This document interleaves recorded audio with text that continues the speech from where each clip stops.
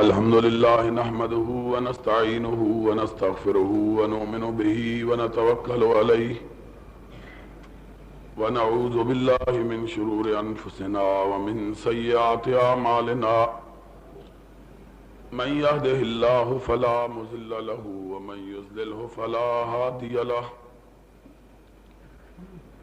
نشهد أن لا إله إلا الله ونشهد أن محمدا عبده ورسوله أما بعد فإن خير الحديث كتاب الله وخير الهدي هدي محمد صلى الله عليه وسلم وشر الأمور محدثاتها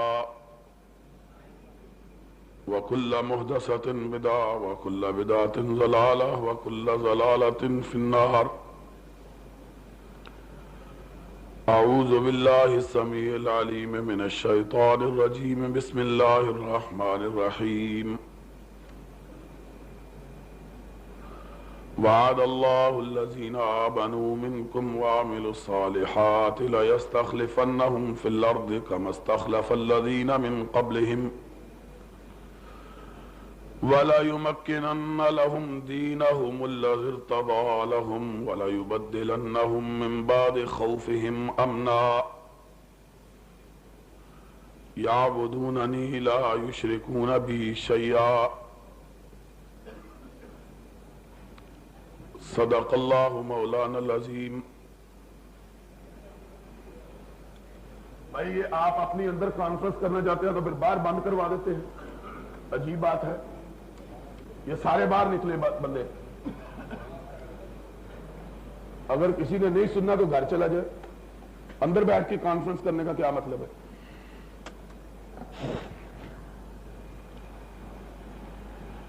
آدمی پہلے ہی تھکا مارا سفروں کا، تقریروں کا اور مشکلات سے گھرا ہوا، پھر لوگ عجیب باتیں کرتے ہیں. میں نے بہت دفعہ یہ بات کہی ہے کہ جلسے اور کانفرنسوں کے کچھ آداب ہوتے ہیں، اور ان آداب میں سے بنیادی چیز یہ ہوتی ہے کہ یا آدمی مجلس میں اگر بیٹھنے کی استطاعت اور طاقت نہیں رکھتا، بیمار ہے، کوئی پریشانی لاحق ہے، یا ویسے زبان جو ہے وہ چلنے سے نہیں رک سکتی، تو بہتر ہے کہ آدمی مجلس میں نہ آئے. اور اگر تشریف لائے تو پھر دو نیتیں لے کر آنا چاہیے.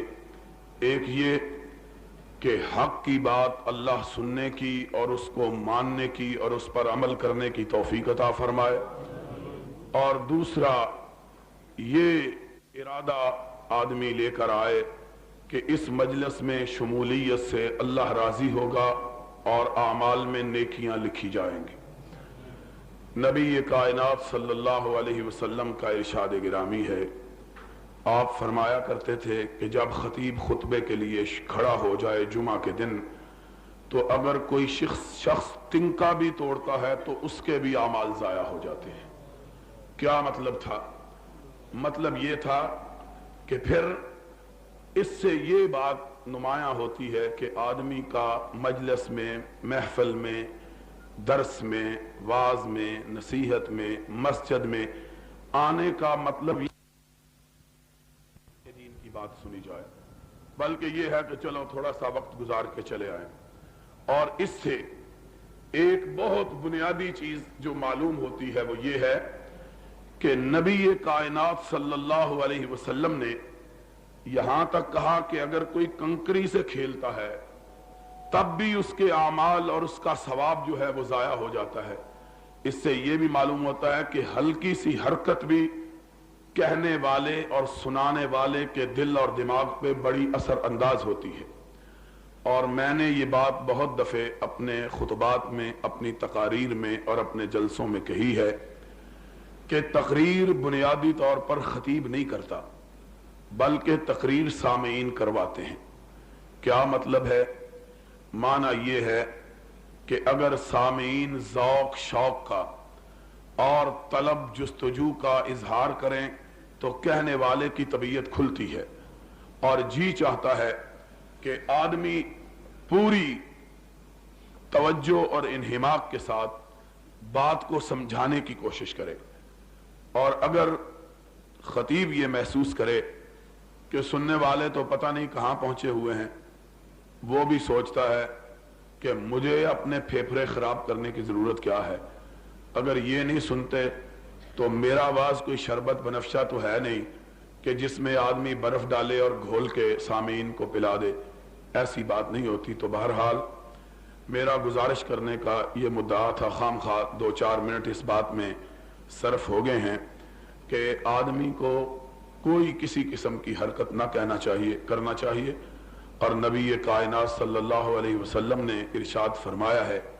کہ اگر کوئی حرکت کر بیٹھے تو اس کو روکنا بھی نہیں چاہیے، کہ روکنے سے بھی خرابی پیدا ہوتی ہے۔ اتنے نبی کائنات صلی اللہ علیہ وسلم نے مجلس کے آداب سکھلائے ہیں۔ تو بہرحال آج کا موضوع بڑا اہمیت کا حامل ہے۔ آپ دعا کریں کہ اللہ مجھے حق بات کہنے کی توفیق عطا فرمائے اور آپ کو سننے کی اور ہم سب کو اسے اختیار کرنے اپنانے کی توفیق عطا فرمائے۔ اس موضوع کی اہمیت اس لحاظ سے بہت بڑھ جاتی ہے کہ خلافت راشدہ کی بات ہے، اور اس کی اہمیت اس وجہ سے بہت زیادہ ہے اور تھی، اور خاص طور پر ان ایام میں، کہ یہ ایام جو ابھی ہم گزار رہے ہیں، ان ایام میں چند لوگوں نے حضرت حسین رضی اللہ تعالی عنہ کی شہادت کی آڑ لے کر، جو کہ اسی ماہ محرم کی 10 تاریخ کو واقع ہوئی تھی، اپنی زبانوں کو اس قدر بے لگام کیا کہ انہیں اس بات کی کھلی چھٹی دے دی گئی کہ وہ چاہیں تو ان اکابرین امت اور اسلاف ملت کے خلاف ہرزہ سرائی کریں کہ جن کا اگر وجود نہ ہوتا تو نہ جانے آج ہم لوگ مسلمان بھی ہوتے کہ نہ ہوتے۔ اور جن لوگوں نے اپنی جوانیوں کی قوتوں اور طاقتوں اور اپنی زندگی بھر کی کوششوں اور کاوشوں اور اپنے عمر بھر کے اثاثے کو اللہ کی راہ میں اس لیے لٹایا کہ اللہ کا دین بارآور ہو جائے اور کائنات میں حضرت محمد الرسول اللہ صلی اللہ علیہ وسلم کی تعلیمات کا شہرہ پھیل جائے، ان کے خلاف گفتگو کی جاتی ہے۔ اور افسوس کی بات یہ ہے کہ اس کے لیے بہانہ بنایا جاتا ہے حضرت حسین ابن علی رضی اللہ تعالی عنہما کی شہادت کو۔ اور حیرانگی کی بات یہ ہے، تعجب کی بات یہ ہے کہ نام لیا جاتا ہے حسین کی شہادت کا، نام لیا جاتا ہے حسین کی شہادت کا، اور مجلسوں میں ذکر ان لوگوں کا کیا جاتا ہے جو نہ تو صرف یہ کہ شہادت حسین میں ان کا کوئی کردار نہیں، انہوں نے کسی قسم کا کوئی اس بارے میں اپنے اعمال اور افعال اور اقوال سے حصہ نہیں لیا، بلکہ ان لوگوں کے خلاف گفتگو کی جاتی ہے جو اس واقعے کے رونما ہونے سے نصف صدی پہلے اس کائنات سے رخصت ہو چکے تھے۔ حیرانگی کی بات ہے کہ اگر شہادت حسین کا تذکرہ کرتے ہوئے ان لوگوں کے خلاف یا ان لوگوں کے متعلق گفتگو کی جاتی جن کا کسی نہ کسی طریقے سے اس واقعے میں ہاتھ ہے، تو بات سمجھ میں آ سکتی تھی کہ بھائی چند لوگوں کا یہ نقطہ نگاہ ہے کہ فلاں اور فلاں شخص نے حضرت حسین رضی اللہ تعالی عنہ کی شہادت میں کسی نہ کسی طور سے حصہ لیا، لیکن تعجب بالائے تعجب اور حیرت در حیرت اور افسوس در افسوس کہ ان کا نام تو نہیں لیا جاتا، نام ان کا لیا جاتا ہے جو برسوں پہلے حضرت حسین رضی اللہ تعالی عنہ کی شہادت کے واقعے سے برسوں پہلے اس دنیا ہی سے رخصت ہو چکے تھے، اس دنیا میں بھی موجود نہ تھے۔ حضرت فاروق اعظم رضی اللہ تعالی عنہ 40 برس پہلے، اس واقعے کے 40 برس پہلے اس دنیا سے رخصت ہو چکے تھے۔ حضرت صدیق اکبر رضی اللہ تعالیٰ 48 برس 49 برس پہلے اس واقعے سے رخصت ہو چکے تھے۔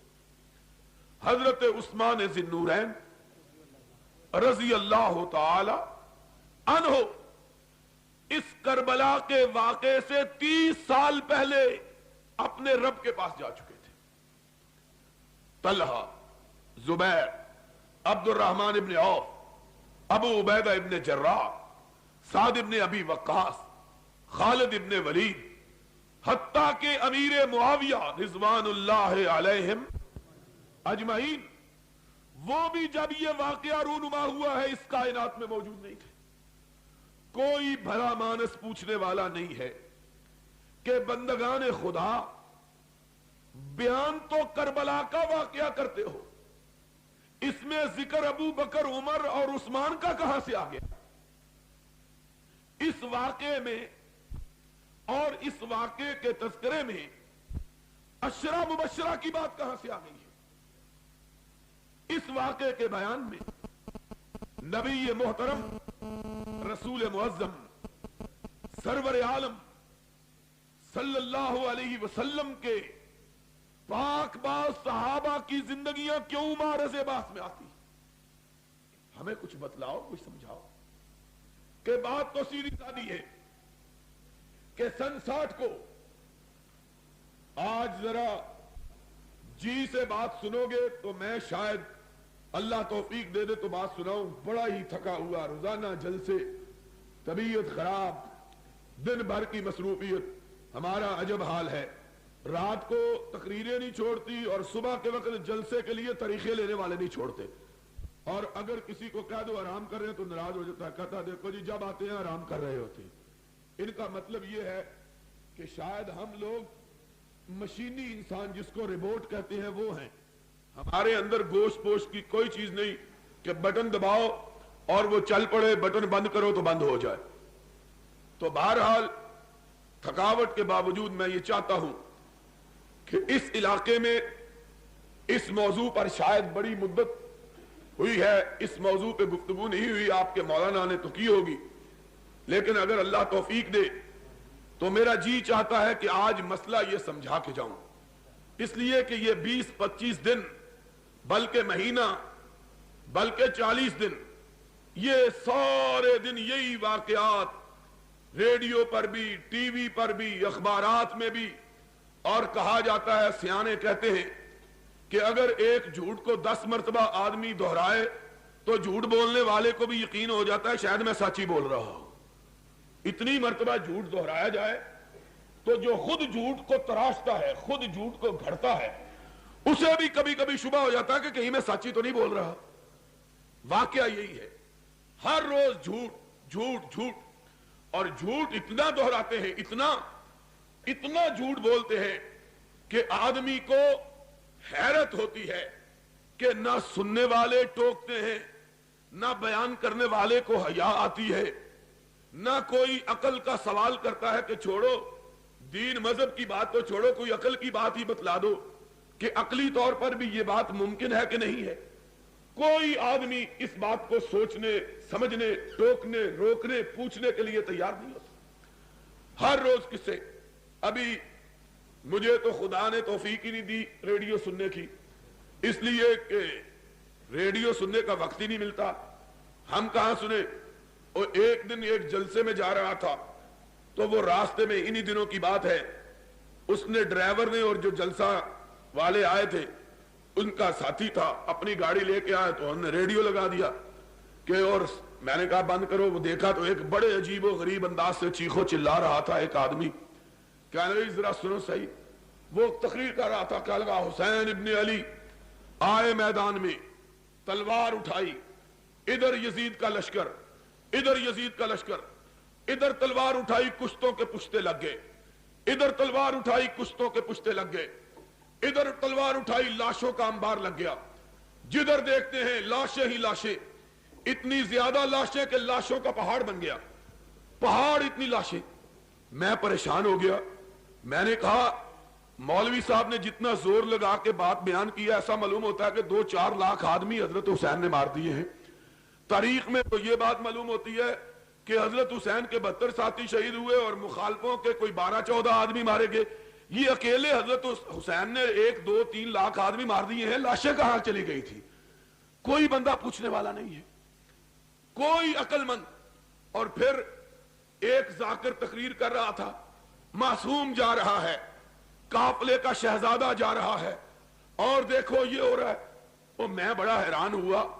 میں نے کہا اس کی بات سن کے، اور آپ بھی ذرا اپنے دماغ پہ زور ڈال کے دیکھیے کہ آپ کا بھی یہی تصور ہوگا کہ جب ان سے آدمی یہ بات سنتا ہے تو ایسا معلوم ہوتا ہے کوئی 15-16 سال کا نوجوان ہے، بالکل معصوم سا، جس نے زندگی میں کبھی تلوار بھی نہیں اٹھائی. یہ بیچارہ لڑنے کے لیے جا رہا ہے اور وہاں بڑے بڑے بندوں نے اس کو گھیر لیا اور شہید کر دیا ہے. اتنا پتہ نہیں ہے بیان کرنے والے کو کہ اس کی اپنی کتابوں کی روایت کے مطابق حضرت حسین کی عمر اس وقت 59 سال تھی. ایک کم 60 سال، اور ایک کم 60 سال کا بندہ جوان اور بچہ نہیں ہوتا بلکہ بوڑھا ہوتا ہے. اس بابے کی عمر بھی میرا خیال ہے 60 سال ہی ہونی ہے. سفید بال اور بچے، بیویاں اور جوانی تو بڑی بات ہے. سوچو شعور سے آگے 40 برس کی زندگی کو لوگ کہتے ہیں کہ یہ عمر کی انتہا اور کمالیت کے دن ہوتے ہیں. اور جو 59-60 سال کا آدمی ہو اس کے لیے تو اس طرح کے لفظ بولتے ہوئے بھی آدمی کو حیا آنی چاہیے کہ کیا لفظ ہم بول رہے ہیں. بالکل ایسا معلوم ہوتا ہے جس طرح ایک ننھا منھا سا بچہ جو ہے اس کو لوگوں نے گھیر گھار کے بلایا کو خدا کا خوف کرو. 59 سال حضرت حسین کی عمر ہے، 59 برس، 59-60 برس کا ایک بوڑھا انسان. ظاہری بات ہے کہ اب جو بندہ لڑنے کے لیے جاتا ہے 2 ہی کام ہوں گے، یا لڑے گا مارے گا، یا نہیں مارے گا تو شہید ہو جائے گا. اس کا نتیجہ تو یہی ہوتا ہے. لڑنے کے 2 ہی نتیجے نکلتے ہیں، یا آدمی دشمنوں کو ختم کرتا ہے یا لڑتے ہوئے خود شہید ہو جاتا ہے، جان دے دیتا ہے. اب اس میں اتنے بڑے افسانوں، قصوں، کہانیوں کی ضرورت. اور کیا جی کہ پانی آ رہا ہے، پانی منہ میں نہیں جا رہا، بالکل اس طرح جس طرح کہ 1.5-2 سال کا بچہ ہو، پانی پلانے کے لیے لوگ آتے ہیں اور کوئی پانی پہنچنے نہیں دیتا. کوئی بات ہے؟ عقل کی بات کرو. حضرت حسین رضی اللہ تعالی عنہ، یہ اس طرح کے قصے، اس سے ان کی، اور پھر کہتے کیا ہے، شہزادہ گلگوں کبا، وہ کائنات کا امام حسین کا نانا، یہ تو بادشاہتوں اور شہزادگیوں کو مٹانے کے لیے آیا تھا، تم نے محمد کے نواسے کا نام ہی شہزادہ رکھ دیا ہے. کتنے تعجب کی بات ہے. دماغ کے اندر کس طرح کی شہنشاہی کی بو پڑی ہوئی ہے. اور جب رسول کے بیٹے کا نام لیتے ہیں تو اس کے لیے بھی وہی لقب استعمال کرتے ہیں کہ جو القاب ان جابروں کے تھے جن کی جابریت اور قہاریت اور فرعونیت کو مٹانے کے لیے اللہ نے محمد الرسول اللہ کو بھیجا تھا صلی اللہ علیہ وسلم. قصہ کیا ہے؟ تو آؤ آج حقیقی بات یہ ہے کہ لوگوں کو واقعہ کربلا کی حقیقت کا بھی علم نہیں ہے اور سنیوں کا بھی معلوم نہیں. بیڑا غرق سنیوں کا بھی ہو گیا ہے، اس لیے کہ سنی بھی وہی قصے اور کہانیاں بیان کرتے ہیں جو کہ شیعہ میتھالوجی نے لوگوں کے ذہنوں میں جس کا جال اور تانا اور بانا بنا ہوا ہے. اچھے خاصے مولوی، اچھے خاص واعظ، اچھے خاصے خطیب شہادت حسین کا تذکرہ اسی طرح کرتے ہیں جس طرح کے شیعہ ذاکر اپنی مجلسوں میں کرتے ہیں. حق بات کہتے ہوئے زبانوں میں لڑکھڑاہٹ اور دماغوں میں ہچکچاہٹ پیدا ہوتی ہے. محمد الرسول اللہ صلی اللہ علیہ وسلم کو رب کائنات نے جو دین عطا کیا اس میں نہ کسی کی روح نہ رعایت، نہ کسی کے لیے مداہنت نہ منافقت. کہا فاصدع بما تؤمر وَأَعْرِضْ عَنِ الْمُشْرِكِينَ أَعْرِضْ عَنِ الْمُشْرِكِينَ. اے میرے محبوب تیرا کام یہ ہے کہ جو حق ہو اس کو کھول کھول کر بیان کر. یہ نہ دیکھ کہ لوگوں کی پیشانیوں پہ مسکراہٹ آتی ہے کہ سلوٹیں پڑتی ہیں. قرآن نے ہم کو یہ نہیں بتلایا کہ تم بھی قصے اور کہانیاں بیان کرنا شروع کر دو. اچھے اچھے لوگ قصہ گو بن گئے ہیں. حقیقی بات یہ ہے کہ 10 محرم کو جو واقعہ رونما ہوا ہے اس کا آغاز سن 60 ہجری کو ذی الحجہ کے ابتدائی ایام میں ہوا کہ حضرت حسین رضی اللہ تعالی عنہ کو پتا چلا کہ حضرت امیر معاویہ رضی اللہ تعالی عنہ کی وفات ہو گئی ہے. وہ امیر معاویہ جس کی بیعت خود حسین نے کر رکھی تھی. سنا ذرا بات، آج انشاءاللہ مسئلہ سمجھا کے جاؤں گا.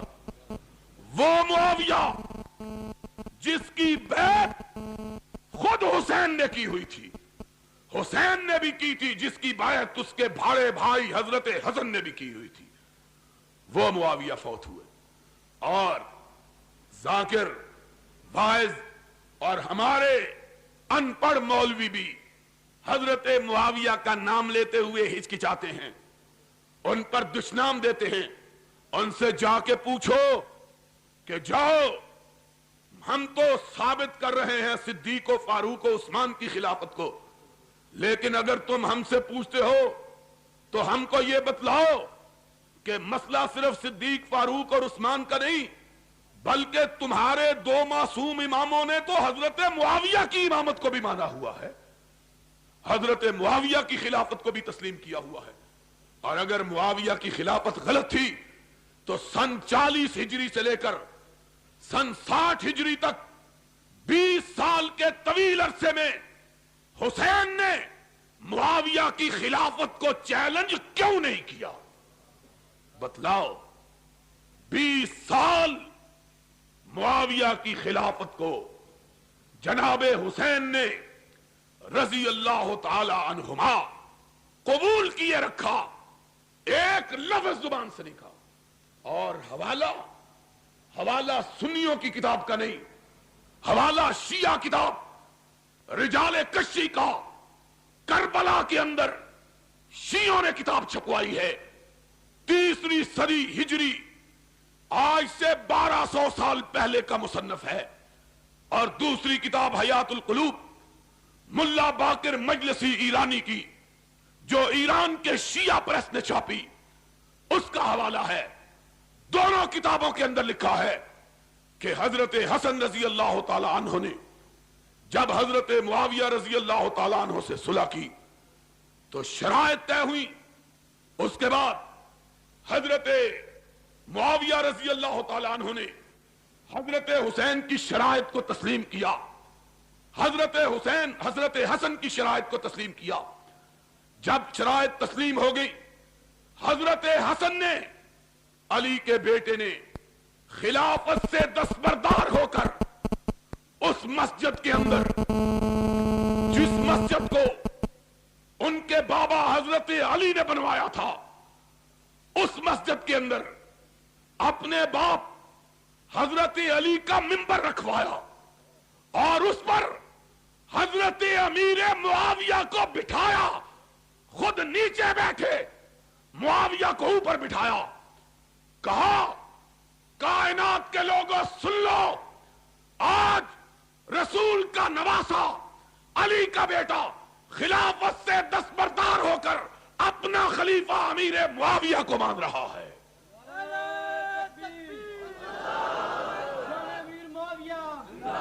یہ حضرت حسن رضی اللہ تعالیٰ عنہ نے کیا. جاؤ، یہ تمہاری دونوں کتابوں کا حوالہ. خود اکیلے نہیں آئے، حسین کو ساتھ لے کے آئے، حسین کو ساتھ لے کے آئے. اپنی فوجوں کا کمانڈر قیس ابن سعد ابن عبادہ وہ بھی ساتھ ہے. کہا امیر معاویہ رضی اللہ تعالیٰ عنہ میرا امام ہے. پھر حسین کی طرف دیکھا، اس حسین کی طرف جن کا نام نامی اس میں گرامی لے کر تم صدیق و فاروق پہ کیچڑ اچھالتے ہو، اس حسین کی طرف دیکھا. کہا کم وبائے حسین اٹھو، میں نے معاویہ کی امامت کو مانا ہے، تم بھی معاویہ کے ہاتھ پہ بیعت کر کے اس کو اپنا امام مانو. حضرت حسین اٹھے، حسن کے بعد حضرت امیر معاویہ کی بیعت کی. پھر اپنے کمانڈر ان چیف کو حکم دیا، اٹھو معاویہ کی بیعت کرو. یہ فوجی آدمی تھا، اور فوجیوں کا دماغ ذرا تھوڑا سا بولو موٹا ہی ہوندا ہے. انہاں دا بسترا چک کے ہی سٹو تے انہاں نوں سمجھ آوندی اپنے آپ جان نوں تیار نہیں ہوندے. کہا، اور آج اسمبلی کے اندر اسلام کا نام لے کر وہ بل پیش کیا گیا ہے جس میں یہ کہا گیا ہے کہ ضیاء الحق اگر اسلام کے خلاف بھی بات کرے تو اس کو دنیا کی کسی عدالت میں چیلنج نہیں کیا جا سکتا. یہ اسلام ہے. اور محمد الرسول اللہ صلی اللہ علیہ وسلم کا لایا ہوا اسلام کیا تھا؟ وہ جس کا اظہار صدیق اکبر نے کیا تھا، اذا قمت واستقمت فاعینونی واذا وجدت فقومونی. لوگوں، قرآن و سنت کے مطابق بات کروں تو میری مدد کرنا، قرآن و سنت کے خلاف ہٹ جاؤں تو مجھ کو پکڑ کر میرے سر کو سیدھا کر دینا. یہ صدیق کہتا ہے، اور ضیاء الحق صدیق اکبر سے بھی بڑا ہو گیا ہے معاذ اللہ. اور وہ مولوی غیرت سیاری جو اس کے باوجود اس بل کو تسلیم کرنے اور اس پر دستخط کرنے کے لیے تیار. کہا ہے کہ اس بل کو کسی شرعی عدالت میں بھی چیلنج نہیں کیا جا. سن لو، ساری کائنات تمہارے بل کو مان لے، خدا کے فضل و کرم سے قرآن و سنت کو ماننے والے اہل حدیث اس بل کو نہیں مانیں گے اور قرآن و سنت کے خلاف کسی آواز کو گوارا نہیں کریں گے انشاءاللہ العزیز. تو بات میں کہہ رہا تھا، کہا اٹھو بیعت کرو. فوجی آدمی تھا، ادھر دیکھا ادھر دیکھا. اب کیا کروں؟ حضرت حسین کی طرف دیکھتا. تیری کتاب کا حوالہ میں کہا کرتا ہوں، انہی کی محفل سوارتا ہوں، چراغ میرا ہے رات ان کی، انہی کے مطلب کی کہہ رہا ہوں، زبان میری ہے بات ان کی. جاؤ، اگر کوئی شیعہ دوست کھڑا ہے، اسے کعبے کے رب کی قسم ہے، دنیا کے کسی ذاکر سے پوچھے، اگر کوئی ماں کا لال اس حوالے کو غلط ثابت کرے، لاہور میں بیٹھ کر کہتا ہوں، اپنی اس مسجد میں بیٹھ کر کہتا ہوں، منہ مانگا انعام دوں گا. اور اگر حوالہ سچا یا اپنی کتاب کو آگ لگا دے یا اپنے باطل عقیدے کو آگ لگا دے، ایک بات کو مان، یا اپنا عقیدہ چھوڑ دے یا اپنی کتابوں کو چھوڑ دے. تیری کتابوں کے اندر لکھا ہے کہ قیس ابن سعد ابن عبادہ نے حسین کی طرف دیکھا. کیا کروں؟ معاویہ کھڑا ہے سامنے، جس کے خلاف جنگیں لڑتا رہا ہوں. آج اس کے ہاتھ پہ کیسے بیعت کروں؟ حسین کی طرف دیکھا. حسین نے پلٹ کے جواب دیا، تیری کتاب کا حوالہ، کم فبائے فإنہ امامی. اٹھو قیس، میری طرف کیا دیکھ رہے ہو؟ اور جس کے ہاتھ پہ حسن و حسین نے بیعت کی وہ پوری کائنات کا امام ہے. دنیا کا کوئی شخص اس کی امامت کو مانے بغیر رہ سکتا نہیں. قم فبائے فإنہ امامی. اور جس کو تیرے دو معصوم اماموں نے امام مانا ہے، تو اس کا انکار کرنے کی جرت کیسے کرتا ہے؟ ان کے خلاف کیسے بات کرتا ہے؟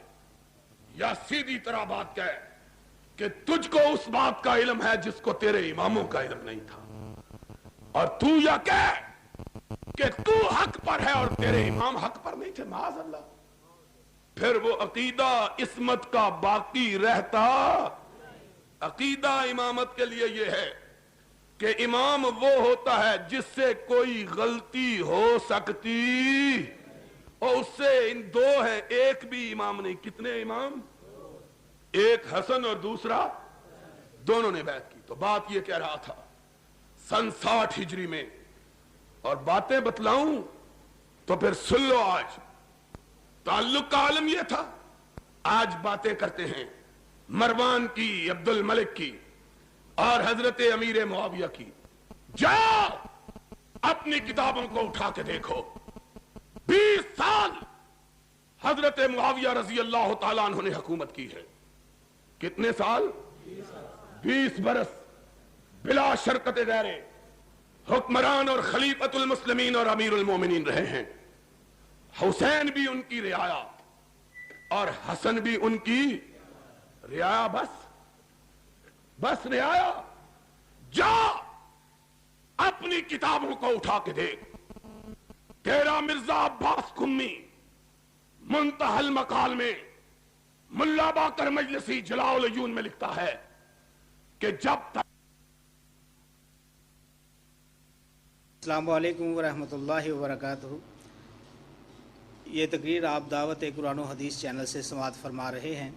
تمام اکابر جید علماء اہل حدیث کی تقریروں کا واحد چینل دعوت قرآن و حدیث. دعوت قرآن و حدیث. السلام علیکم ورحمۃ اللہ وبرکاتہ. اور نمازیں امیر معاویہ کے مقرر کردہ گورنر مدینہ مروان کے پیچھے پڑتے رہے. حسن بھی حسین بھی نمازیں کس کے پیچھے پڑتے رہے؟ امیر معاویہ کے قائم کردہ گورنر مدینہ مروان کے پیچھے. آج باتیں کرتے ہیں مروان ایسا اور امیر معاویہ ایسا. اگر امیر معاویہ ایسا ہوتے تو حسن اور حسین کو امیر معاویہ سے وظیفہ لینے کی ضرورت نہ تھی. اس کو جائز نہ سمجھتے اور ان کے خلاف جہاد کرتے، خروج کرتے، باہر نکلتے، تلوار بے نعم کرتے. 20 سال کے طویل عرصے میں ایک دفعہ 20 سال کے طویل عرصے میں ایک دفعہ بھی حضرت امیر معاویہ کے خلاف زبان شکوہ کو حرکت. ایک دفعہ. آج یہاں مسئلہ کفر و اسلام کا بنا لیا ہے. کافر مسلمان، تیرے کہنے سے نہ کوئی کافر ہوتا ہے نہ تیرے کہنے سے کوئی مسلمان بنتا ہے. کون کافر کون مسلمان؟ میرا عقیدہ یہ ہے جس کے ہاتھ پہ حسن و حسین بیعت کرے وہ کبھی کافر ہو سکتا؟ میرا تو تیرے اماموں کے بارے میں یہ عقیدہ ہے، اور تیرا اپنے اماموں کے بارے میں عقیدہ کیا ہے کہ امام اور معصوم ہوتے ہوئے بھی انہوں نے کافروں کی بیعت کر لی تھی. کچھ خدا کا خوف کرو. ابھی بتلاؤں گا تعلقات. تو بات یہ ہو رہی تھی سن 60 ہجری میں حضرت امیر معاویہ رضی اللہ تعالی عنہ کا انتقال ہوا.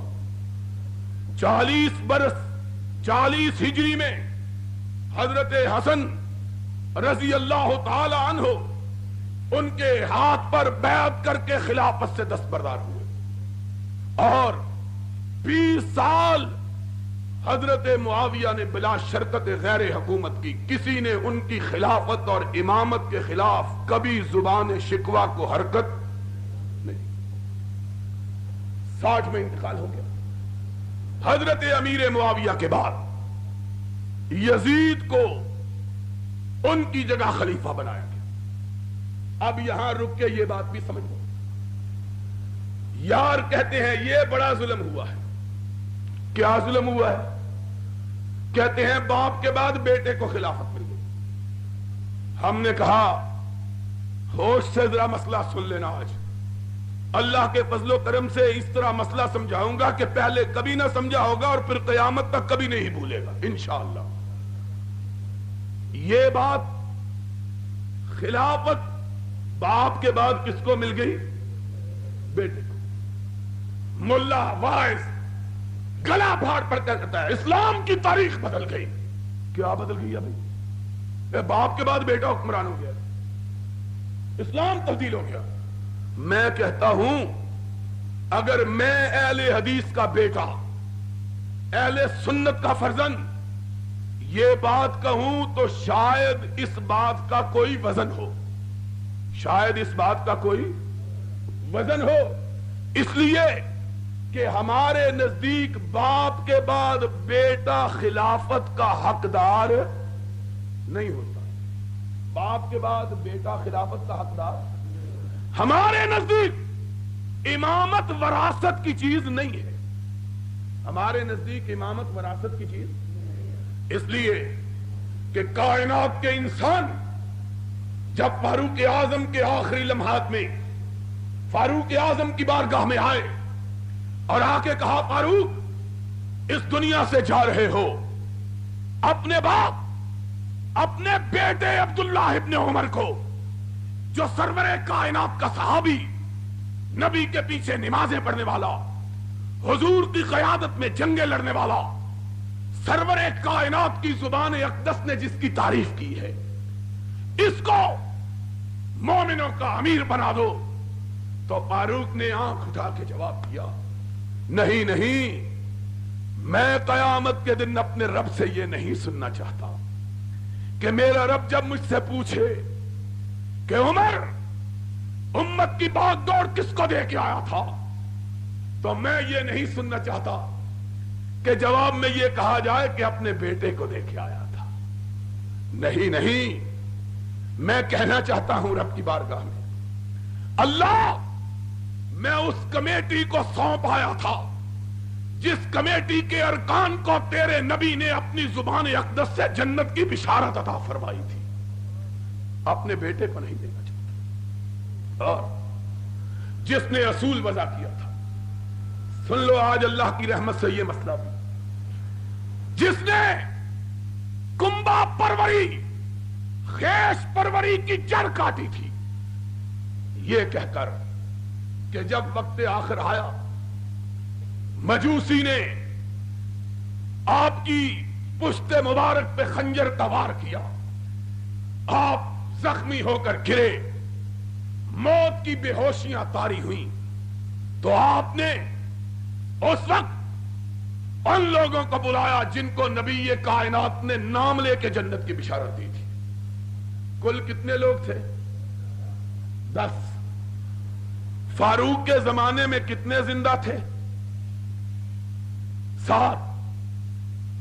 8 میں خود فاروق تھے, 7 تھے زندہ, 8 میں خود, کل 10 تھے.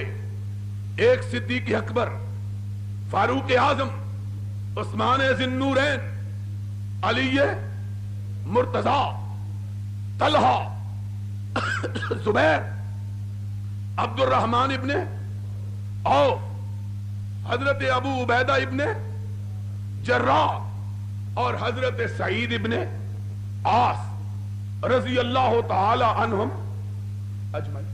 صدیق بھی فوت ہو چکے تھے اور حضرت ابو عبیدہ ابن جراح رضی اللہ تعالی عنہ بھی فوت ہو چکے تھے. باقی کتنے؟ 8. باقی کتنے؟ 8.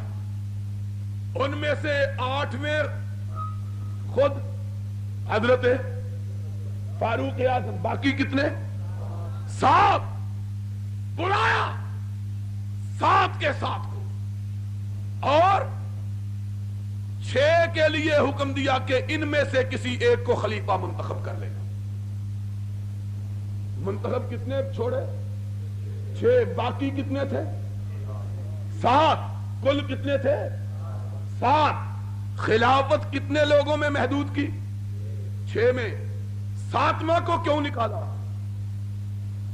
جانتے ہو؟ 6 کو مقرر کیا عثمان کو علی کو کتنے؟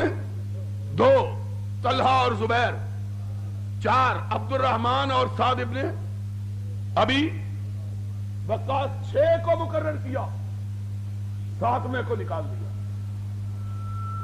پوچھنے والے نے پوچھا ان 6 کو کیوں مقرر کیا؟ کہا یہ وہ ہیں جن کا نام لے کے نبی نے جنت کی بشارت دی ہے۔ رب پوچھے گا امت کی باغ ڈور کے لیے کن کو مقرر کیا؟ تو میں کہوں گا اللہ ان کو جن کے نام لے کے تیرے نبی نے جنت کی بشارت دی تھی۔ انہوں نے کہا 7واں بھی تو ہے، آنکھوں میں آنسو آ گئے۔ کہا 7واں بھی ہے، کہا اس کو کیوں نہیں رکھا؟ کہا اس کو اس لیے نہیں رکھا کہ یہ عمر کا بہنوئی ہے، یہ عمر کا بہنوئی ہے، اور میں قیامت کے دن چاہتا ہوں کوئی یہ نہ کہے کہ آتے ہوئے مسلمانوں کے اقتدار کے لیے جو کمیٹی بنائی تھی اس میں اپنے رشتہ دار کو بھی رکھ دیا تھا۔ اتنا احساس کہ اپنے رشتہ دار کو نبی کی زبان اقدس سے جنت کی بشارت پانے کے باوجود خلافت کمیٹی میں رکھنا گوارا۔ ان کو کہتے ہیں خلافت اپنے کنبوں کو دے گی۔ کس کنبے کو دے گی؟ یہ ہمارے نزدیک تو قابل اعتراض ہو تو ہو، تمہیں کیا تکلیف ہے کہ باپ کے بعد بیٹا؟ اور ان کو یہ بات کہنے کا کیا حق ہے جن کے مذہب کی بنیاد ہی اس بات پر ہے کہ باپ کے بعد بیٹا، بیٹے کے بعد پوتا، پوتے کے بعد پڑپوتا، پڑپوتے کے بعد اس کا بیٹا، اس کے بعد اس کا بیٹا، اس کے بعد اس کا بیٹا، اور جن کی امامت چلتی ہی نسل میں ہے ان کو معاویہ پہ اعتراض کا حق کہاں سے مل گیا ہے؟ جن کے مذہب کی بنیاد وراثت پر ہے وہ اعتراض کیوں کرتے ہیں؟ ان کو کیا حق ہے اعتراض کرنے کا؟ اور مسئلہ سمجھ آیا کہ نہیں آیا؟ جن کے مذہب کی بنیاد ہی نسل پرستی پر ہے، جن کے مذہب کی بنیاد ہی وراثت پہ ہے، وہ امیر معاویہ پر، اور اگر امیر معاویہ کے بعد انہوں نے اپنے بیٹے یزید کو خلافت دے کر کسی غلطی کا ارتکاب کیا تھا تو میں تم سے یہ پوچھتا ہوں، ہم سے نہ پوچھو، تم سے یہ پوچھتا ہوں کہ حضرت علی کے بعد پھر ان کے بیٹے حضرت حسن کو کیسے خلیفہ بنایا گیا؟ اگر یہ بات غلط تھی تو اس کا ارتکاب معاویہ سے 20 برس پہلے حضرت علی نے کیا تھا رضی اللہ تعالی۔ امیر معاویہ نے اپنے بیٹے یزید کو سن 60 میں اپنا ولی عہد نامزد کیا، اور حضرت حسن کو حضرت علی نے سن 40 میں 20 سال پہلے۔ اگر یہ بات قابل اعتراض تو یہ عجیب بات ہے کہ کسی شاعر نے شاید اسی لیے کہا ہے ای گناہ ہے اس کے در شہر شما نیز گناہ، تمہاری بستی میں ہو تو وہ ثواب اور ہماری بستی میں ہو تو گناہ، معیار ایک ہی رکھو، ہمارے لیے بھی وہی پیمانہ اور اپنے لیے بھی وہی پیمانہ۔ ہم کرتے ہیں اعتراض اس لیے کہ ہمارے نزدیک باپ کے بعد بیٹا خلافت اور امامت کا وارث ہو سکتا، تم کو کیا حق ہے؟ بہرحال یہ بات سمجھنے کے بعد پھر سنو کہ سن 60 میں امیر معاویہ کا انتقال ہوا۔ سن 60 کے آخر میں یزید کو حکمران بنایا گیا اور اس کی خلافت کی بیعت لی گئی۔ اب کیا ہوا؟ جب یزید کی بیعت کے لیے سارے شہروں کے گورنروں کو مراسلہ آیا تو مدینے کے گورنر کو بھی آیا۔ اس نے شہر کے جو سربراہ لوگ تھے ان کو یزید کی خلافت کے لیے بلایا۔ ان میں حضرت حسین بھی تھے، حضرت صدیق اکبر کے بیٹے حضرت عبد الرحمن بھی تھے، اور حضرت عمر کے بیٹے حضرت عبداللہ ابن عمر بھی تھے، اور بعض روایات کے مطابق ان میں حضرت زبیر کے بیٹے حضرت عبداللہ ابن زبیر بھی تھے، لیکن صحیح روایت یہ ہے کہ وہ پہلے ہی مدینے سے رخصت ہو چکے تھے۔ چنانچہ ان سے کہا گیا کہ یزید کی بیعت کرو۔ حضرت حسین نے اجازت چاہی، گورنر کو کہا کہ دیکھو ابھی ابھی ہمیں امیر معاویہ کی وفات کی خبر ہوئی، یزید کے حکمران بننے کی اطلاع ہوئی ہے، ابھی ہم کو غور و فکر کی اجازت دو، ہم سوچ سمجھ کے بتلائیں گے۔ اس نے کہا نہیں، میں مہلت نہیں دے سکتا۔ حضرت حسین نے کہا مجھے صبح تک مہلت چاہیے۔ اس نے صبح تک مہلت دی۔ حضرت حسین رضی اللہ تعالی عنہ نے رات کی تاریکی سے فائدہ اٹھا کر مدینے سے کوچ کر لیا۔ آپ مکہ مکرمہ آپ پہنچے۔ اس زمانے میں اونٹوں پہ لوگ سفر کرتے تھے۔ حضرت حسین کے مکہ مکرمہ میں پہنچنے کی خبر کوفہ کے لوگوں کو ملی، اور جانتے ہو کوفہ کے لوگ کون ہیں؟ کوفہ کے لوگ وہ ہیں جن کے شہر کو حضرت علی نے مدینہ منورہ سے دارالخلافہ منتقل کر کے اس شہر کو دارالخلافہ بنایا تھا۔ پہلے دارالحکومت کون سا شہر تھا؟ مدینۃ النبی۔ حضرت علی نے مدینۃ النبی سے خلافت کو منتقل کیا اور کوفہ کو دارالحکومت قرار دیا۔ اب اس شہر کے بھاگ جاگ اٹھے۔ ظاہری بات ہے کہ جو کیپٹل ہوتا ہے، دارالحکومت ہوتا ہے، اس کی اہمیت بہت زیادہ ہوتی ہے، وہاں کے لوگوں میں خوشحالی آتی ہے۔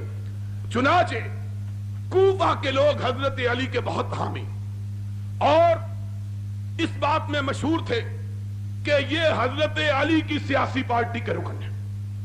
میں نے جان بوجھ کر سیاسی پارٹی کا لفظ استعمال کیا ہے، اس لیے کہ اس زمانے میں مسلمانوں کے اندر کوئی مذہبی اختلاف موجود نہیں تھا۔ یہ اختلاف جو آج موجود ہے، جس کو کفر اور اسلام کا اختلاف بنا دیا گیا ہے، اس کا وجود حضرت علی رضی اللہ تعالیٰ عنہ کے زمانے میں موجود۔ اس زمانے میں دو سیاسی پارٹیاں تھیں، ایک پارٹی حضرت امیر معاویہ کی حامی تھی اور دوسری پارٹی حضرت علی کی حامی تھی۔ دونوں کے اختلافات سیاسی تھے، مذہبی اختلاف ان کے اندر موجود۔ چنانچہ کہا جاتا ہے جادو وہ جو سر چڑھ کے بولے۔ یہ بات میں نہیں کہتا، تیری سب سے مقدس کتاب نہج البلاغہ کے اندر موجود ہے کہ جب حضرت علی ابن ابی طالب رضی اللہ تعالی عنہ اپنے لشکر کو لے کر حضرت امیر معاویہ رضی اللہ تعالی عنہ کے لشکر کے مقابلے کے لیے نکلے، تو حضرت علی رضی اللہ تعالی عنہ کے فوجیوں میں سے چند لوگوں نے حضرت امیر معاویہ کے فوجیوں کو گالی دی، برے لفظوں سے یاد کیا۔ حضرت علی نے سنا، جا اٹھا کے دیکھ، نہج البلاغہ کے اندر لکھا ہے تیری کتاب۔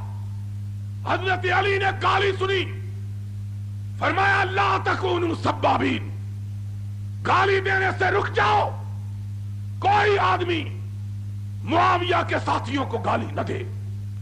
لوگ حیران رہ گئے، تلواریں نکلی، نیزے سانوں پہ چڑھے ہوئے، تیر کمانوں پہ چڑھے ہوئے۔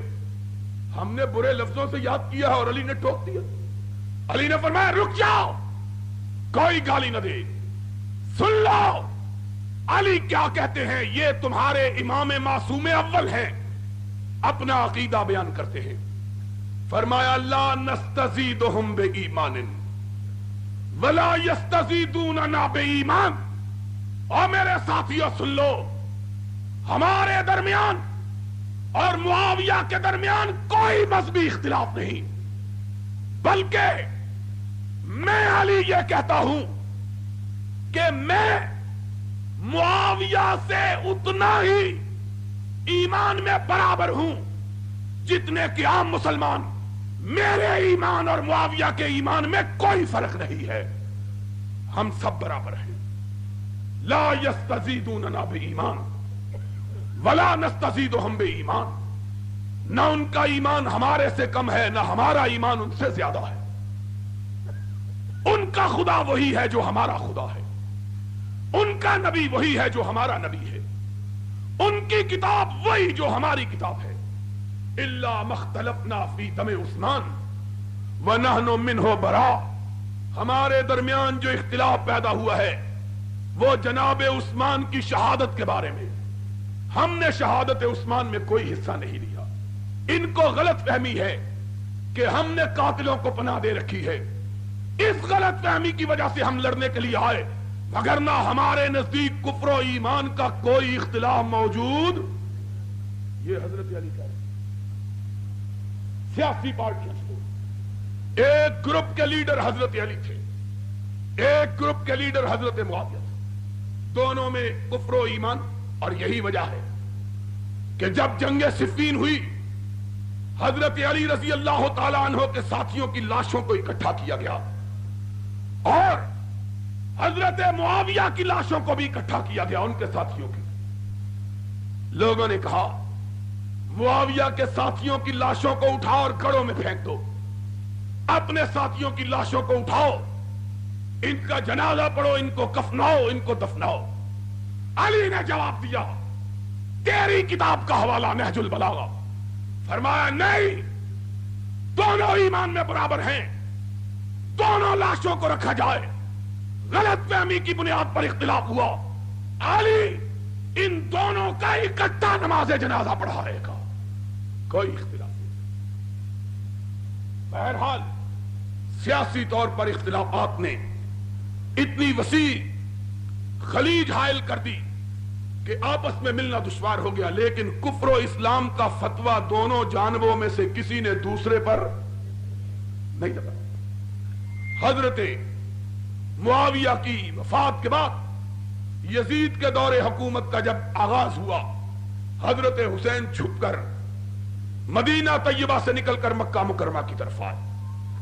کوفہ کے لوگوں کو علم ہوا، وہی کوفہ کے لوگ جو حضرت علی کے پارٹی کے لوگ تھے، انہوں نے جناب حسین کی خدمت میں خط لکھے، حسین تم نے بہت اچھا کیا، یزید کی بیعت نہیں کی، آؤ ہم تیرے باپ کی پارٹی کے لوگ تجھ کو بلاتے ہیں کہ آؤ ہمارے پاس آ جاؤ، ہم تجھ کو اپنا حکمران مان لیتے ہیں۔ خط پہ خط آنے لگے، ہر روز خط۔ ایک دن اتنے خط آئے کہ شیعہ مورخ مفید نے لکھا ہے کہ حضرت حسین کی بوری بھر گئی، اتنے خط آئے ہر روز کہ آ جائیے ہمارے پاس، آ جائیے ہم آپ کو اپنا حکمران ماننے کے لیے تیار ہیں۔ آخر کار 18,000 کے قریب خط آئے حضرت حسین کے۔ حضرت حسین نے سوچا کہ یہ لوگ اتنا مجبور کر رہے ہیں، چلنا چاہیے۔ ساتھیوں نے مشورہ دیا کہ خود نہ چلیے، پہلے کسی کو اپنا نمائندہ بنا کے بھیجیے کہ حالات تو دیکھیں حالات کیا ہیں۔ حضرت حسین نے اپنے تایا کے بیٹے حضرت عقیل جو حضرت علی کے بڑے بھائی تھے، 10 سال بڑے تھے، ان کے صاحبزادے مسلم ابن عقیل کو کوفہ میں بھیجا کہ جاؤ جا کے حالات کا پتہ کرو، حالات کیا ہے، بات لمبی ہو جائے گی۔ مسلم ابن عقیل بھی نوجوان آدمی تھا، کوفہ کے لوگوں کے جذبات دیکھے، ان کے بہلاوے میں آگے حسین کو خط لکھا، حسین انتظار نہ کرو، فصل پک کے تیار ہو چکی ہے، کاٹنے والے کا انتظار ہے، جلدی سے آ جاؤ۔ اب ذرا جو بات بتلانا چاہتا ہوں وہ سن لو۔ جب حضرت حسین نے کوچ کا اعلان کیا مکہ مکرمہ سے، اس دن ذی الحجہ کی 8ویں تاریخ تھی۔ ذی الحجہ کی کتنی تاریخ تھی؟ 8ویں تاریخ۔ اور کوئی حاجی یہاں موجود ہوگا، اس کو پتا ہے 8ویں ذی الحجہ کو کیا ہوتا ہے؟ 8ویں ذی الحجہ کو یہ ہوتا ہے کہ مکے میں جو حاجی گئے ہوتے ہیں وہ حج کا احرام باندھتے ہیں اور مینا کی طرف احرام باندھ کے نکلتے ہیں۔ حج کے دن کا پہلا دن کون سا ہوتا ہے؟ 8 ذی الحجہ۔ 8 ذی الحجہ کو جب لوگ احرام باندھ کے مینا کی طرف جا رہے تھے، حضرت حسین نے اپنے قافلے کو لیا اور کوفہ کی طرف رخ کیا۔ لوگوں نے پوچھا، حسین لوگ حج کے لیے جا رہے ہیں، تم کہاں جا رہے ہو؟ فرمایا مجھ کو میرے باپ کے شیعہ نے بلایا ہے، میں کوفہ میں جا رہا ہوں۔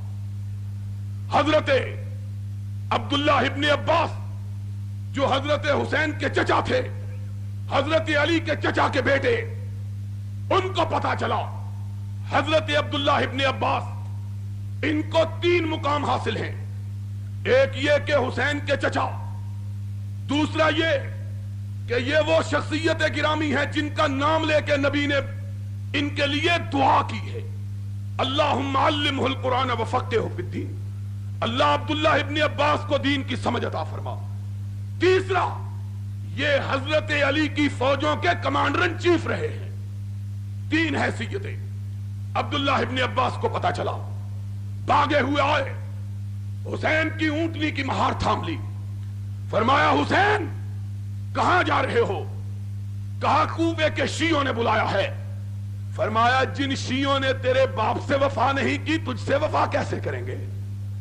نہ جاؤ، حسین جانا ہے تو کسی اور جگہ جاؤ۔ اب حسین دانا اور بینا آدمی، 59 سال کے پختہ عمر کے انسان، گرم و سرد چشیدہ، عبداللہ ابن عباس کو کہتے ہیں چچا میرے راستے سے ہٹ جاؤ، میں نے جو فیصلہ کر لیا ہے اس سے پلٹنے کے لیے تیار نہیں۔ حضرت ابن عباس نے کہا حسین اگر مجھے معلوم ہو کہ میں تیرے اونٹ کے راستے میں لیٹ جاؤں گا تو رک جائے گا تو میں لیٹنے کے لیے تیار ہوں، مت جاؤ۔ حسین نے کہا چچا اب آگے اٹھے ہوئے قدم پیچھے نہیں ہٹ سکتے۔ عبداللہ ابن عباس نے تاریخی الفاظ کہے، فرمایا اگر تو نہیں رکتا تو میری پشین گوئی سن لے، میں تیری داڑھی کے بالوں کو خون میں رنگا ہوا دیکھ رہا ہوں۔ جنہوں نے تیرے بڑے بھائی اور تیرے باپ سے وفا نہیں کی وہ تجھ سے بھی وفا نہیں کریں گے۔ حسین اس کے باوجود چل نکلے۔ اب ادھر ماجرا دیکھیے کہ مسلم ابن عقیل کے ہاتھ پر 32,000 سے زیادہ لوگوں نے موت کی بیعت کی۔ یزید کو پتا چلا کوفے کے صوبے کے حالات خراب ہیں، اس نے پہلے گورنر کو تبدیل کر کے عبید اللہ ابن زیاد کو گورنر بنا کے بھیجا۔ صرف 18 آدمی اس کے ساتھ بھیجے۔ کتنے آدمی؟ عبداللہ ابن عبید اللہ ابن زیاد این اس زمانے میں جبکہ کوفہ کی ہر گلی، ہر بازار اور ہر گھر میں حسین کے نعرے لگ رہے تھے، ان دنوں میں صرف 18 سپاہیوں کے ساتھ عبید اللہ ابن زیاد نے کوفے میں قدم رکھا۔ اس زمانے میں عربوں کا دستور یہ تھا کہ پرانے پنجابیوں کی طرح سفر کرتے ہوئے اپنے چہرے پہ ٹھاٹھا باندھ کے رکھتے تھے، جس طرح ہمارے دیہاتوں میں دیہاتی لوگ سفر کرتے ہوئے اپنی پگڑی کا پلو اپنے منہ پہ باندھ لیتے ہیں، اسی طرح عربوں کا دستور تھا کہ چہرے پہ گرد و غبار نہ پڑے۔ عبید اللہ ابن زیاد اپنے چہرے پہ ٹھاٹھا باندھے کوفے کے بازاروں میں داخل ہوا۔ لوگوں کو حسین کا انتظار تھا، انہوں نے سمجھا حسین آ گیا ہے، سارا کوفہ نکل کے باہر آ گیا۔ جہاں سے گزرتے لوگ کہتے السلام علیکم یا ابن رسول اللہ، رسول کے بیٹے تجھ کو سلام ہو۔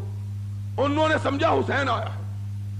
جب تک عبید اللہ ابن زیاد اپنے گورنر ہاؤس میں پہنچے 32,000 کے قریب کوفی جمع ہو چکے تھے۔ حضرت مسلم ابن عقیل کو پتا چلا، وہ بھی بھاگے ہوئے آئے کہ حسین آ گئے۔ ان کو تو پتا نہیں کون آیا۔ گورنر ہاؤس کے پاس جا کر مسلم ابن عقیل پاس، ان کے ساتھی پاس، عبید اللہ ابن زیاد نے اپنے چہرے سے اپنے کپڑے کا پلو ہٹایا۔ لوگوں نے دیکھا کہ حسین کی جگہ عبید اللہ ابن زیاد آ گیا ہے۔ اب عبید اللہ ابن زیاد نے گھور کے دیکھا 32,000 شیعوں کو، صرف 18 سپاہی صاحب، اور پلٹ کے کہنے لگا کہ جان عزیز ہو ابھی پلٹ جائے، وگرنہ کبریائی کی قسم میں تمہاری بیویوں کو بیوہ اور تمہارے بچوں کو یتیم کر دوں گا، پلٹ جاؤ۔ اب ذرا سوچنے کی بات ہے، 18 سپاہی، اور وہ زمانہ نہیں تھا کہ پولیس والوں کے پاس جیپیں، بندوقیں اور سٹین گنیں اور آنسو گیس کے آلات اور لوگ بیچارے نہتے، بلکہ وہ زمانہ وہ تھا کہ پولیس والوں کے پاس بھی تلواریں اور عام لوگوں کے پاس بھی، دونوں کے پاس تلواریں. لیکن کوفے والوں کا حال پنجاب کی اس بستی کا سا تھا جس بستی میں ایک چور ایک ڈانگ لے کے آ گیا، پوری بستی والوں کو آگے لگا لیا. آگے آگے بستی والے پورے بھاگ رہے، پیچھے اکیلا چور بھاگ رہا. صبح کو لوگوں نے پوچھا اور تمہاری مت ماری گئی ہے، تمہیں کیا ہو گیا؟ کہنے لگے کیا کریں، ہم سارا گاؤں اکیلے اور چور اور لاٹھی 2 جنے تھے. یہ کوفے کے لوگوں کا حال. 18 سپاہی، 32,000 جوان. 18 کو دیکھ کے لوگوں نے کھسکنا شروع کیا. حضرت مسلم ابن عقیل نے پیچھے مڑ کے دیکھا کہ 32,000 میں صرف 3200 باقی رہ گئے ہیں. کہا پکڑ لو اس گورنر کو، اس کی بوٹیاں اڑا دو، پکڑ لو. عبید اللہ ابن زیاد نے کہا کسی کی ماں نے بچہ جنا ہو تو آگے بڑھ کے تو دکھائے. یہ کہنے کی دیر تھی کہ عبید اللہ ابن زیاد نے یہ لفظ نکالے. مسلم ابن عقیل نے دیکھا کہ صرف 32 آدمی ساتھ رہ گئے. اب ذرا اور آگے بڑھے، جاؤ الارشاد شیخ مفید کی، اعلام الورا تبرسی کی، الفصول المہمہ ابن سباق کی، کشف الغمہ اربلی کی، تمہاری کتابیں اٹھاؤ. کوئی مقابلہ، کوئی لڑائی نہیں ہوئی. تھوڑی دیر گزری، مسلم ابن عقیل نے دیکھا کہ تنہا تنہا کوفہ کے بازاروں میں کھڑا ہے، کوئی ساتھ باقی نہیں بچا. پردیسی، اجنبی، تنہا، غریب الوطن، کوفے کے راستوں کو بھی نہیں جانتا، پتہ ہی نہیں راستے کدھر ہیں. اب بھاگا، راستہ بھی. اس کی تو بالکل یہی مثال ہے کہ میرے جیسا آدمی شاد باغ میں آئے، تم سارے بھاگ جاؤ تو میں کہاں جاؤں گا؟ مجھے تو راستہ بھی نہیں آتا شاد باغ کا، کہاں جاؤں؟ مسلم ابن عقیل کے جائے تو جائے کہاں؟ ادھر بھاگے ادھر بھاگے، آخر ایک گلی میں گھسے، دروازے پہ دستک دی. اس شیعہ نے جس نے موت کی بیعت کی ہوئی تھی، حسین کے بھیا کے چہرے کو دیکھا، اپنے کواڑ بند کر لیے. دوسرے دروازے پہ دستک دی، اس نے دیکھا، پھر کواڑ بند کر لیے. تیسرے چوتھے بھاگتے رہے، پیچھے سپاہی بھاگ رہے ہیں. تعاقب ہو رہا ہے.